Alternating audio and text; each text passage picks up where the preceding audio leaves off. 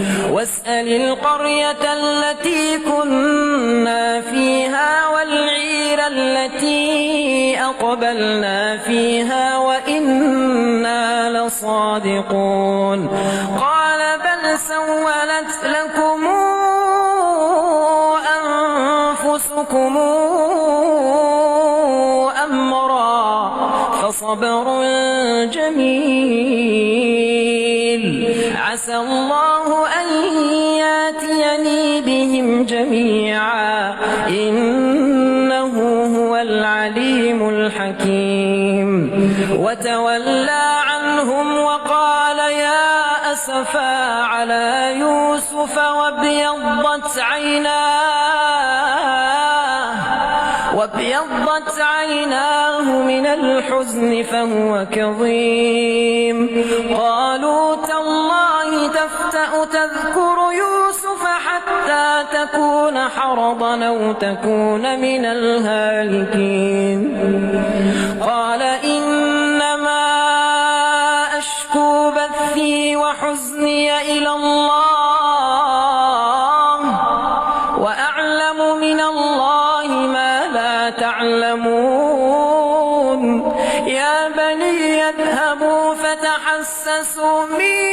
يوسف وأخيه ولا تيأسوا من روح الله إنه لا ييأس من روح الله إلا القوم الكافرون فلما دخلوا عليه قالوا يا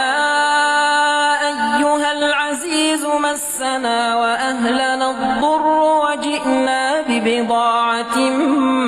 مزجاة فأوف لنا الكيل وتصدق علينا إن الله يجزي المتصدقين قال هل علمتم ما فعلتم بيوسف وأخيه قال هل علمتم ما فعلتم بيوسف وأخيه إذا أنتم جاهلون قالوا أئنك لأنت يوسف قال أنا يوسف وهذا أخي قد من الله علينا إنه من يتق ويصبر فإن الله لا يضيع أجر المحسنين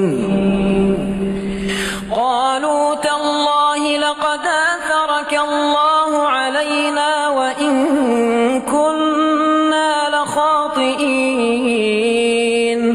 قال لا تثريب عليكم اليوم يغفر الله لكم وهو أرحم الراحمين اذهبوا بقميصي هذا فألقوه على وجه أبي يات بصيرا واتوني بأهلكم أجمعين ولما فصلت العير قال أبوهم إني لأجد ريح يوسف لولا أن تفندون قالوا تالله إنك لفي ضلالك القديم فلما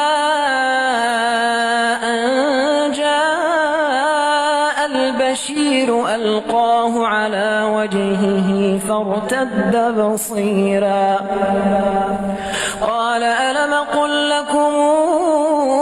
إني أعلم من الله ما لا تعلمون قالوا يا أبانا استغفر لنا ذنوبنا إنا كنا خاطئين قال سوف أستغفر لكم ربي إنه هو الغفور الرحيم فلما دخلوا على يوسف آوى إليه أبويه وقال ادخلوا مصر إن شاء الله آمنين ورفع أبويه على العرش وخروا له سجدا وقال يا أبتي هذا تاويل رؤياي من قبل قد جعلها ربي حقا وقد أحسن بي إذا أخرجني من السجن وجاء بكم من البدو من بعد أن نزغ الشيطان بيني وبين إخوتي إن ربي لطيف لما يشاء إنه هو العليم الحكيم.